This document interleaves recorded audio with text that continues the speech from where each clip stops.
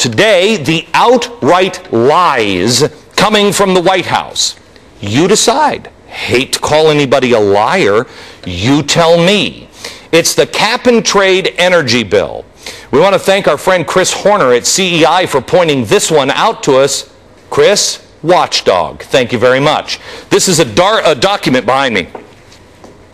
This is something that the Department of the Treasury did for the White House and the government so, they could be informed. I want you to take a look at the date. It's March 9th, 2009. You remember that date. This is when the White House got this. And then it just kind of was buried, lost. We had to get it through a Freedom of Information Act, okay? Look at the document, because in the document it says a cap-and-trade program could generate receipts on the order of $100 to $200 billion annually. Wow, that's a lot. In fact, it's so much, it's the equivalent of hiking personal income taxes by about 15%.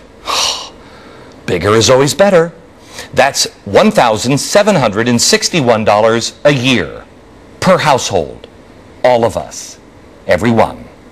Okay, that's in March. March 9th, 2009. The Department of Treasury issues a report and says, here, Mr. President, here it is. Boy, that looks like it's going to suck. Going to cost $1,761. Got it? Now let's fast forward to April 29th. Let's see, that's March, April.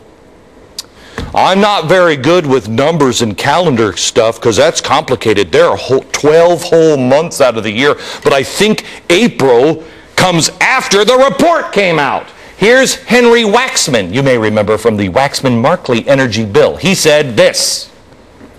The cost of the bill that Mr. Markey and I proposed, and this analysis says the bill will cost the average family less than 40 cents per day.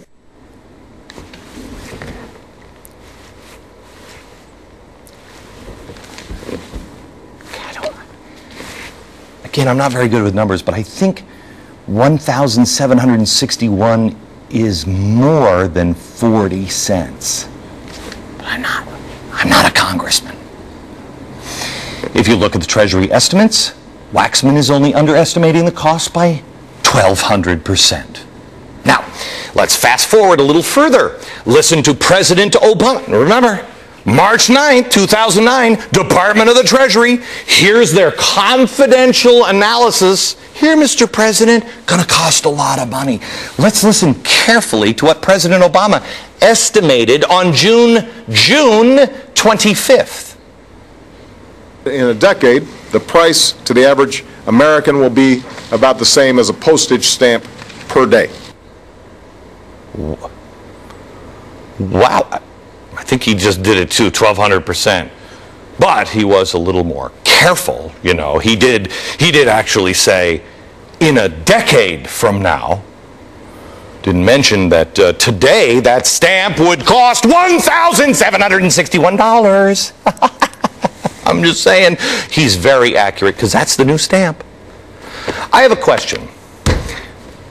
Did the President of the United States tell the people in Congress about this? Facts are stubborn. Doesn't it suck? It's always the cover-up that gets you. March 9th, June 25th. Mr. President, did you tell Congress about the higher estimates that, you knew about?